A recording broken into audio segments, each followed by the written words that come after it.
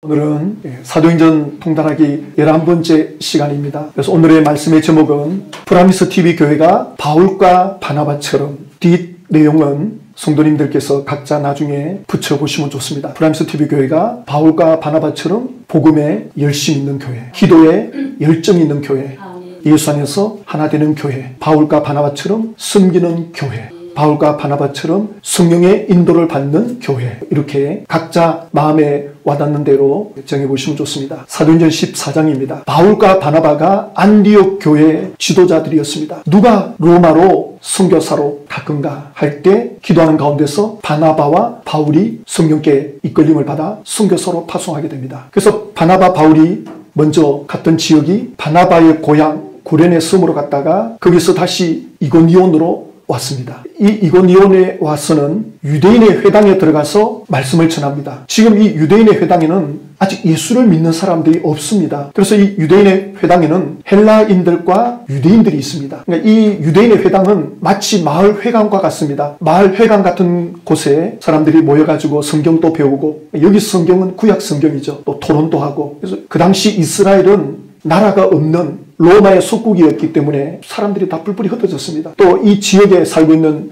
헬라인, 지금으로 말하면 그리스 사람들이죠. 그래가지고 이제 같이 모여가지고 성경 이야기하고 토론하는 그런 장소입니다. 사도 바울과 바나바가 바로 여기에 들어갔습니다. 그래서 바울과 바나바가 로마 전도의 문을 여는 소속이 되죠. 안디옥 교회가 파송합니다. 그래서 사도행전에서 이방인들이 세운 안디옥 교회가 모범이 되는 교회로 이렇게 등장하는 걸 봅니다. 그래서 우리 프라미스 TV 교회가 신천지 분들이 모이는 공동체인데 이런 소문이 나면 좋을 것 같아요. 나중에 이제 우리 프라미스 TV 교회에서 일반 개신교로 갔을 때 개신교에서 좀 신천지 분이 왔다 이러면 경계를 하잖아요. 그때 그래, 신천지에 있었다. 프라미스 TV 교회 가서 훈련받아서 왔습니다.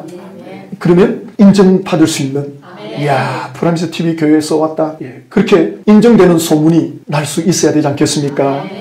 그래서 마치 안디옥 교회에서 바나바, 바울이 전도자로 로마 지역으로 들어가는데 가는 곳마다 역사가 일어나거든요. 놀라운 하나님의 은혜가 일어납니다. 핍박도 있고 박해도 있었지만 그 모든 것들을 뚫고 나가게 됩니다. 그래서 우리 프라미스 TV 교회가 지난주에는 안디옥 교회처럼, 오늘은 프라미스 TV 교회가 바울과 바나바처럼 이렇게 쓰임받는, 그래서 우리가 환영식도 하지만 멀리서 오신 분들도 계시고 해서 우리가 파송식을 해주는, 이렇게 훈련하고 파송해주는 교회가 있다더라. 의미가 있지 않겠습니까?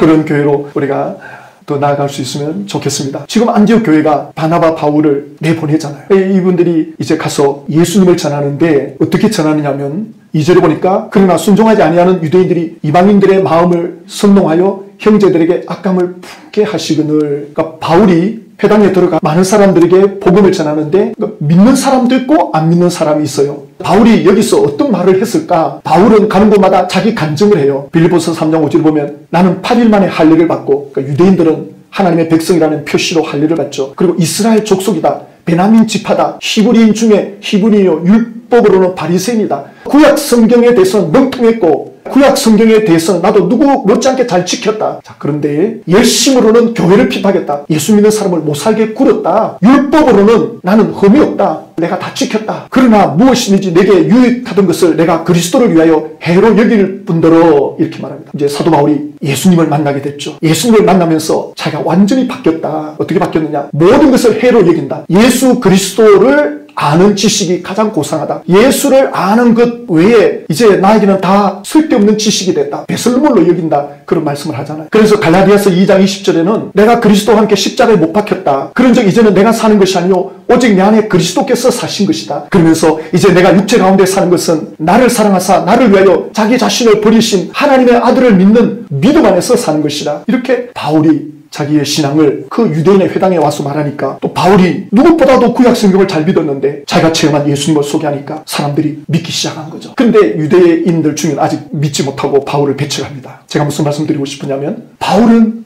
자기 안에 예수님을 모셨다 그랬거든요. 신천지 총회장도 예수의 영이 나에게 있다 그래요. 똑같이 예수님을 모시고 있는데 왜 삶이 이렇게 다르냐는 거죠. 바울은 예수님을 모셨는데 바울이 예수님과 함께 살면서 같은 전도자들과 전도를 이렇게 나가면 힘들어가지고 바울과 함께 동행을 못하는 이들도 있었어요. 그러니까 그분들이 바울을 떠날 때 바울을 욕하지는 않아요. 그들이 바울을 떠날 때는 이겁니다. 야, 바울같이 나는 전도자 길을 못 가겠다. 이 사람은 있으면 먹고 없으면 굶고 어떻게 이렇게 초월적인 삶을 살 수가 있나? 어떻게 욕심이라고는 하나도 없이 이렇게 살 수 있나? 사도 바울이 예수님은 아니지만 그 예수님 수준처럼 살아가고 있으니 그 전도자들이 바울을 못 따라가는 거예요. 거기에 지쳐가지고 가끔 이제 바울의 전도 일행에서 나오는 사람들이 있어요. 그럼 바울을 욕하진 않아요. 야, 바울하고 같이 전도 다녔다가는 진짜 굶어 죽는 것 같다. 너무 힘들었다. 나는 바울처럼 못 따라가겠다. 마가 같은 사람. 그런 사람들이 있긴 있어요. 그러나 신천지 총회장은 달라요. 신천지 총회장과 함께 있었던 사람, 가까이 있었다는 사람들, 가까이에 있으면 있을수록 나가면서 그들은 신천지 총회장을 사기꾼이라 그럽니다. 김남희 씨 말하는 봤죠? 완전 저 사람 종교 사기꾼이다. 예수의 영이 있다는데 바울하고 어떻게 이렇게 차이가 나란 말입니다. 왜 이걸 신천지 분들이 비교를 안 하나 말입니다. 바울도 예수님을 모셨고 신천지 총회장도 예수님 모셨는데 완벽하게 달라요. 완전히 삶이 달라요. 감나무냐 배나무냐 시가 결정하는 거예요. 그 사람 속에 영이 그 사람을 결정하는 겁니다. 바울은 그러했다는 거죠. 미국 LA 담임 강사였던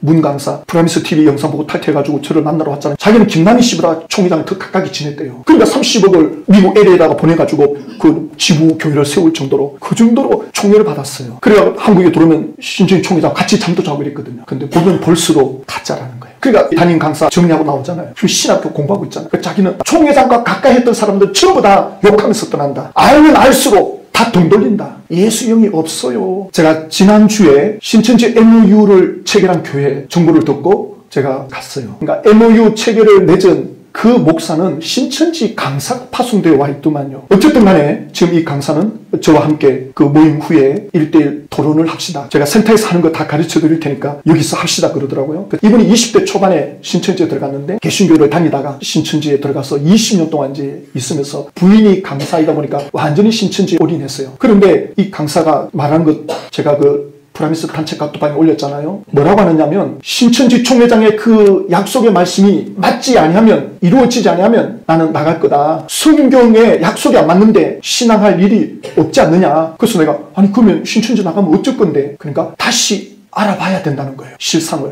이 사람은 100% 믿고 있어요. 나이가 40 초반 정도 되는데 야 이렇게 세뇌가 돼 있나. 그러면서 이 사람이 이렇게 말해요. 지금 신천지 총회장의 그 행위를 보면 진짜 기이한 일이 많이 일어나고 있습니다. 이렇게 말해요. 무슨 기이한 일이 일어납니까? 그러니까 하는 말이 이제 필리핀에 가서 민다나오 전쟁을 종식시켰다. 그 이야기 하더라고요. 그래 지금 러시아 어떻게 되는지 알고 계시느냐. 그게 더 심각한데 거기에 대해서 뭐 계시받은 건 없냐니까 없다 그러더라고요.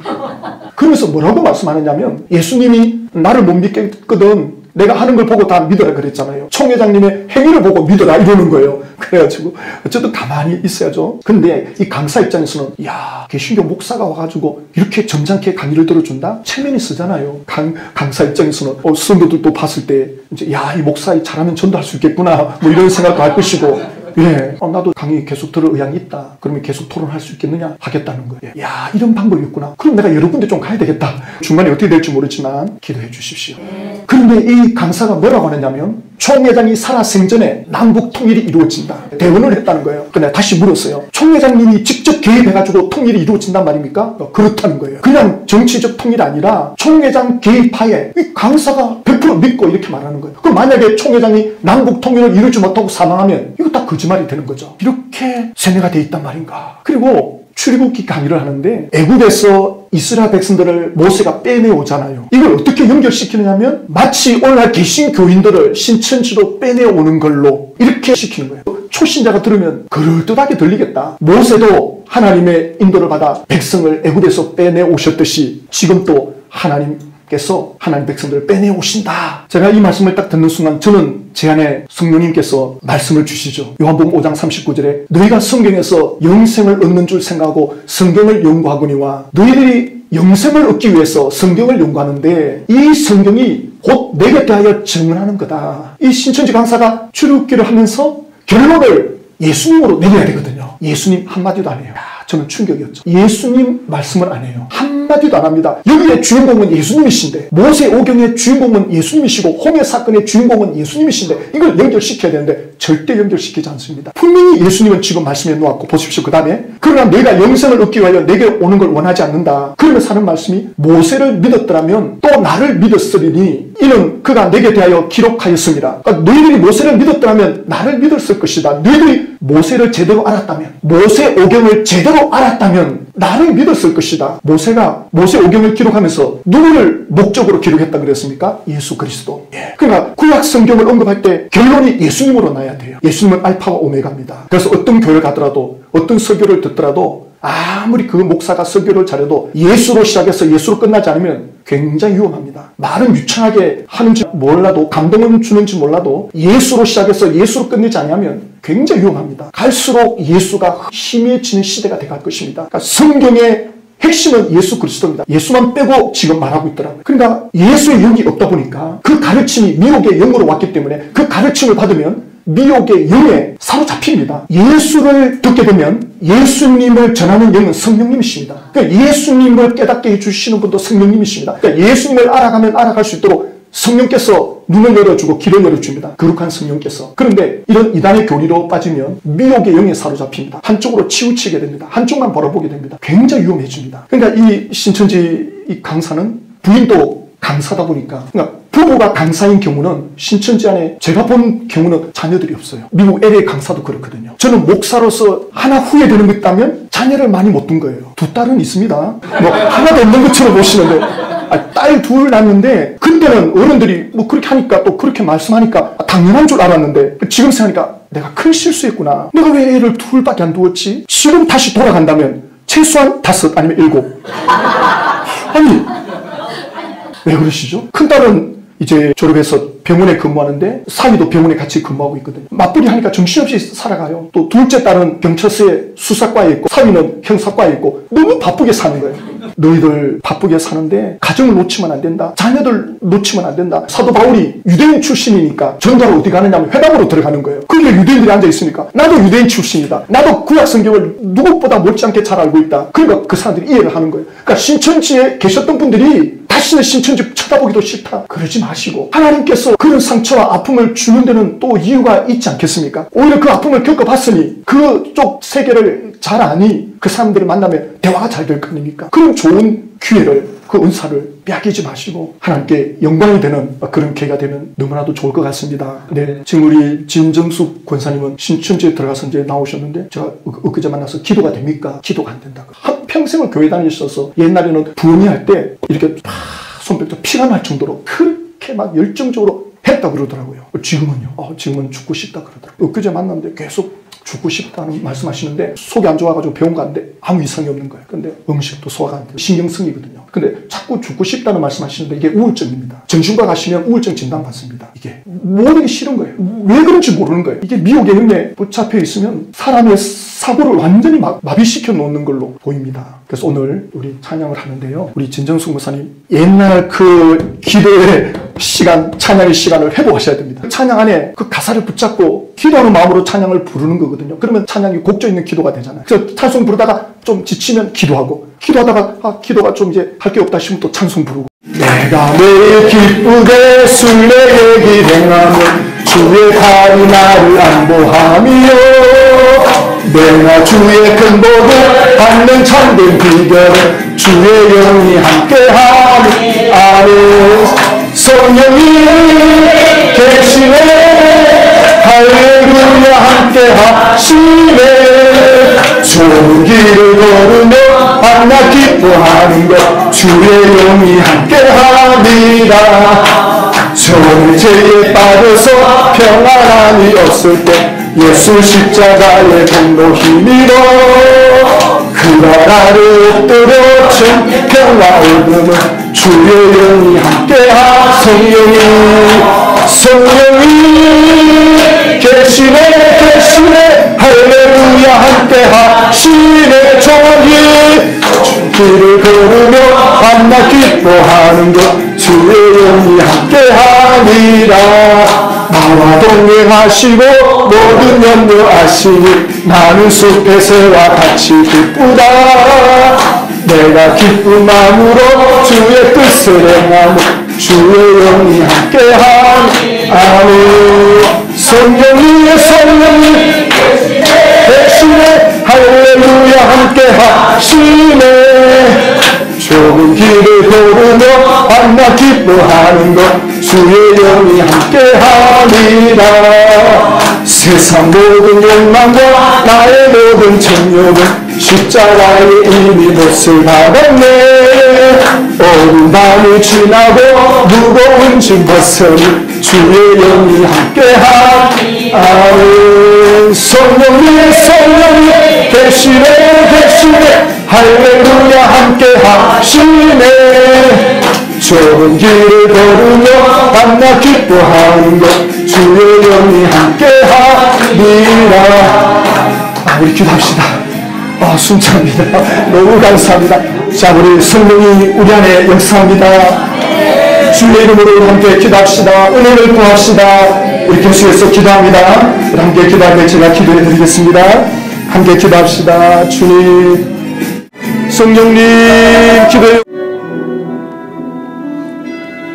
십자가를 등에 지고 병정들에 이끌려 주님 갈보리의 길을 걸을 때 사람들은 몰려와 죽음의 길 걷는 그를 보려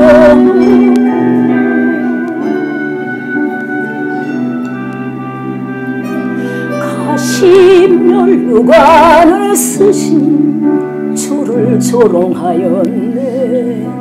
채찍 소리에 흥겨워하면서 그들은 소리쳤네. 자칭 메시아를 못 받으라고. 사랑하는 제자마저 모두 떠나버리고 증오와 멸시와 비웃음 속에서 너와 나를 향한 그 애절한 사랑 때문에 주님은 그 길을 걸어가셨네.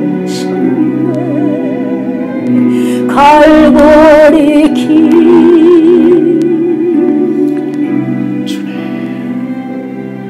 사람들은 말을 했네. 이젠 모두 끝이라고.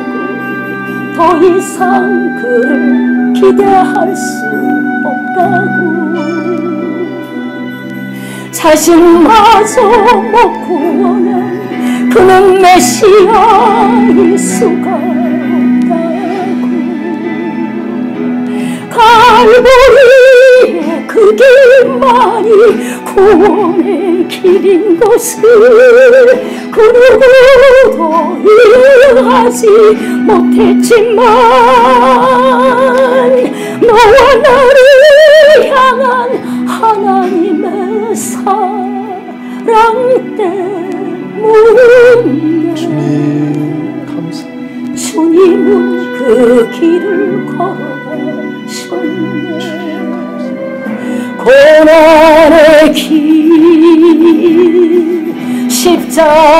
십자가에서 흘린 보혈은 예루살렘 유다와 땅 끝까지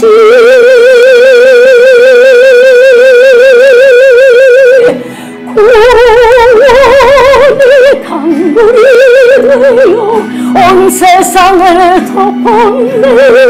세상의 모든 죄를 대속했네. 모두 비웃고 조롱하며 떠났던 바로 그 길을 이젠 너와 내가 가야만 하네. 생명의 길